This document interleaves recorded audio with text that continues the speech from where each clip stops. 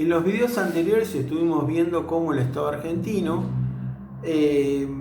cada vez intervenía más en la economía y cómo el peronismo creía que esta intervención era absolutamente necesaria para regular las actividades económicas. Hablamos sobre el avance, sobre las estatizaciones que hizo el peronismo sobre empresas de servicios públicos e inclusive empresas productoras de bienes. Yo no se lo dije concretamente, pero fabricaban automóviles de calidad dudosa, pero argentinos.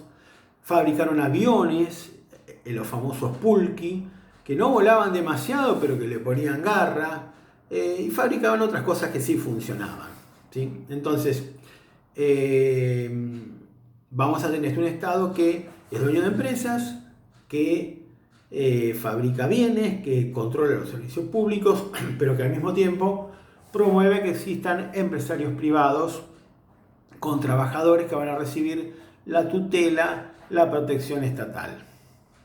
Por ejemplo, como yo les dije, los salarios surgían de las convenciones colectivas, de las negociaciones obligatorias que había entre las cámaras empresariales y los sindicatos. ¿Qué va a pasar, por ejemplo, con el dólar? O mejor dicho, ¿cómo se determinaba el valor de la moneda durante el peronismo? Bueno, seguimos con tipo de cambio fijo y convertible, sin ningún mercado libre y con tipo de cambio fijo múltiple. Es decir, que había un dólar para las exportaciones de cereales, otro dólar para las exportaciones de productos industriales, un dólar para importar combustible, otro para importar maquinaria, otro para importar objetos considerados suntuosos. Es decir, que hay múltiples valores del dólar establecidos por el Estado e inconvertibles. Y por supuesto, esto requiere del control de cambios. No hay ningún mercado libre. Desaparece el mercado libre que acompañaba al dólar oficial cuando en 1933 se hace la reforma de Pinedo, que no es el plan Pinedo, claro. Entonces, ¿y qué va a pasar con el comercio exterior? Y acá el peronismo tiene una innovación que es muy significativa, que va a cambiar las cosas y mucho, que tiene que ver con el IAPI. IAPI es un organismo del Estado. La sigla IAPI significa Instituto Argentino para la Promoción del Intercambio. Este instituto va a ser el encargado, este organismo estatal, de realizar las exportaciones argentinas de cereales y de carnes.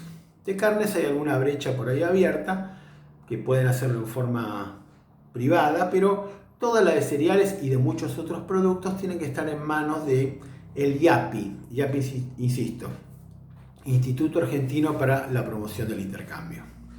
Entonces, si un terrateniente quería exportar su trigo, no lo podía hacer.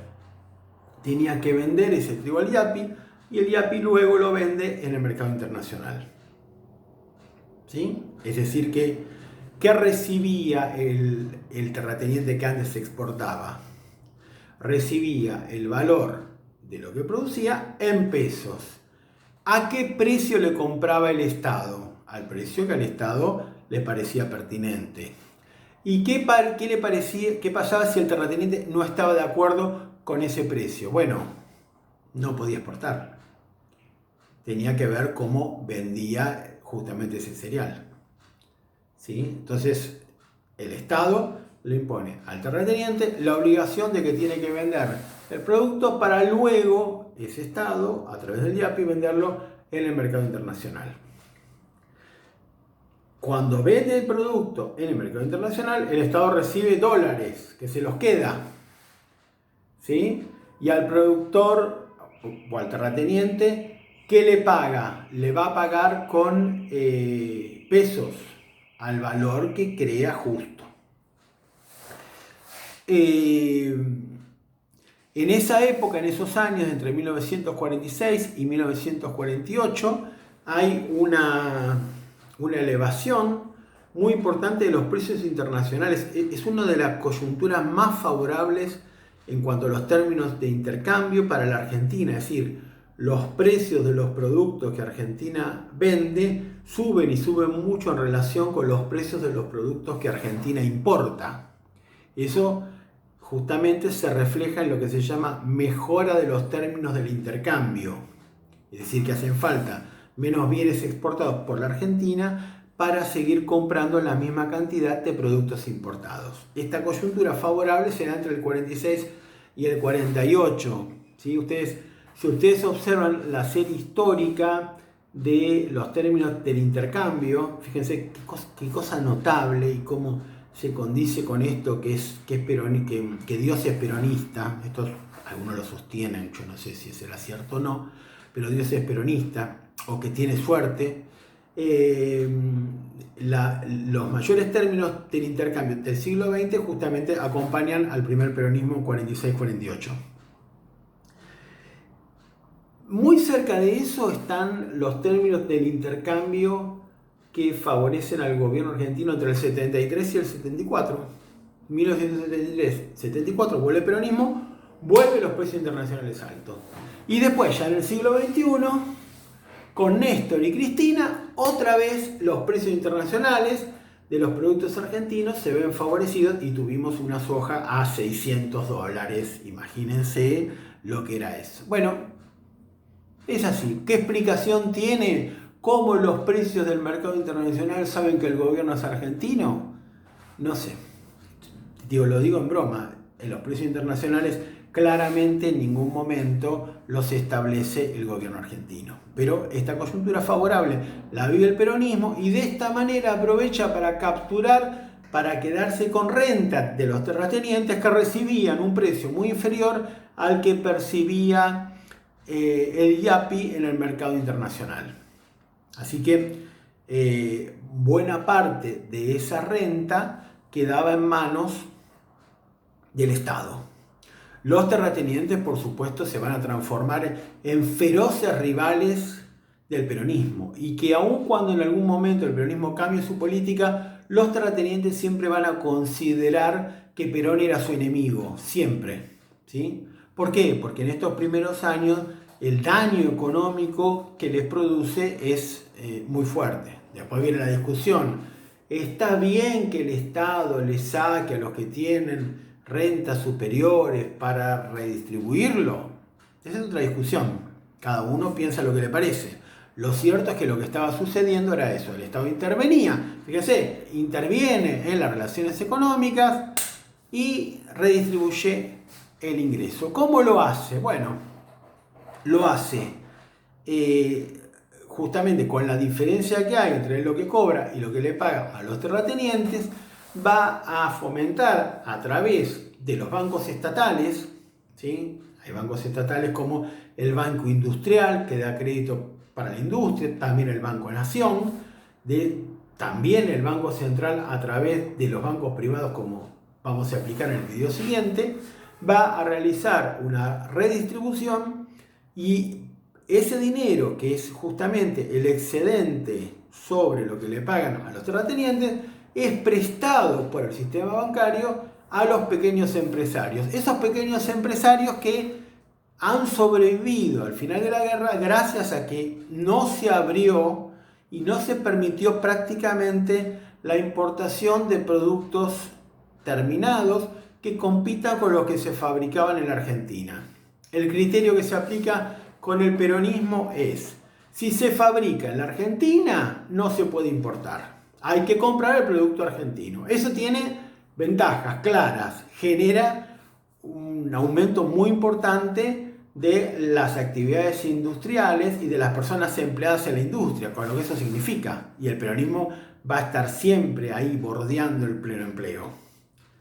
¿Cuál sería la parte negativa del proceso? Que la industria argentina, que ya empezó siendo poco competitiva, va a consolidar este perfil de ser poco competitiva y atrasada tecnológicamente porque no tiene competencia externa. Entonces, al no tener competencia externa, no hay ningún incentivo como para introducir cambios tecnológicos.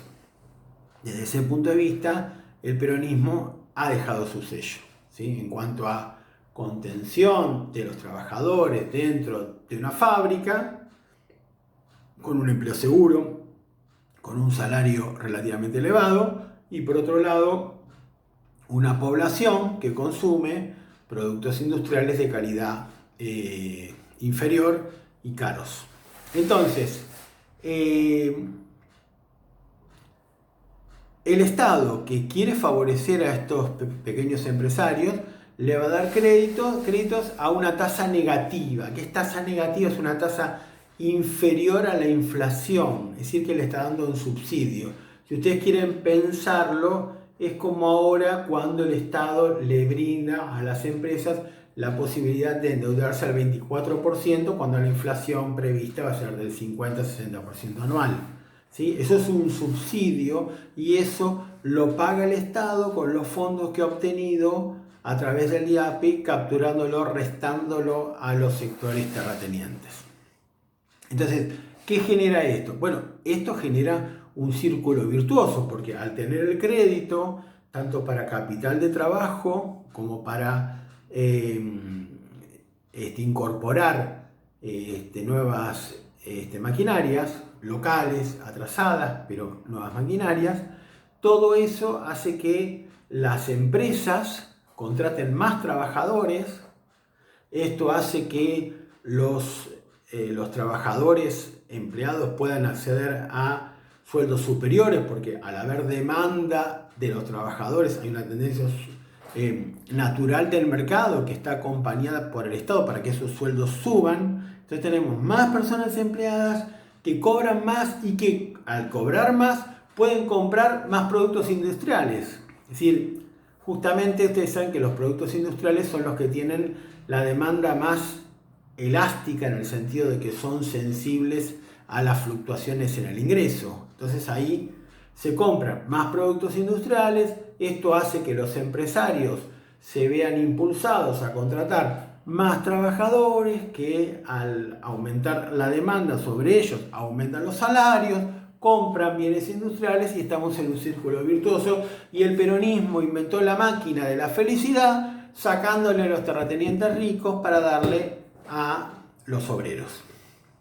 Yo no sé si esto que dije es así, pero lo que sí es así es el proceso como yo se lo describí. Después ustedes pueden examinar si esto es, por un lado, justo, es una discusión ética, y por otro lado, si esto es apropiado para una economía capitalista, si existen otros caminos, si existen otras formas, ¿sí?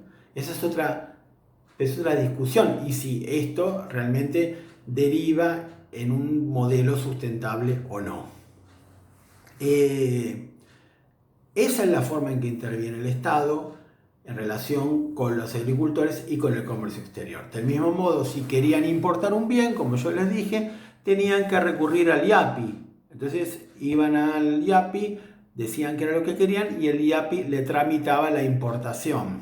¿Sí? Tenían que pagar con pesos y el IAPI se ocupaba de hacer la importación. Como yo les digo, únicamente se importaban aquellos productos esenciales, como por ejemplo el combustible, pero estaba prohibido importar productos que se fabricaran en la Argentina, aunque la calidad no fuera la que las personas que querían importarlo necesitaban. Entonces, acá ya tenemos un segundo o tercer aspecto sobre cómo es el estatismo peronista. Fíjense cómo se va metiendo y cómo va interfiriendo en todos los procesos económicos.